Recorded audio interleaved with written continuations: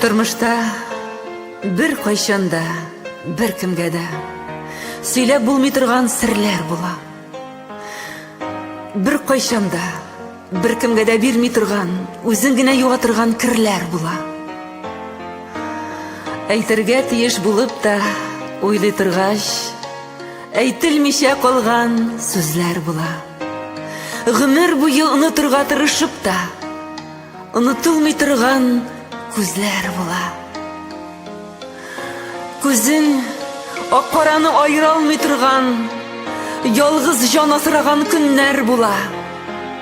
Үреп, сүтеп, чорнап, бәйләп, уйлап чыккан, таңы атмый торган төннәр була.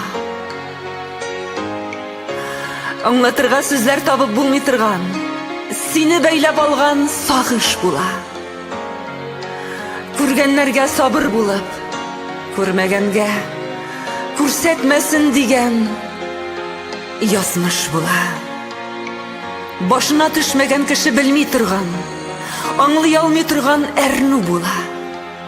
Үзен күптән гафу итеп, ә йөрәген кабул итә алмаган халәт була.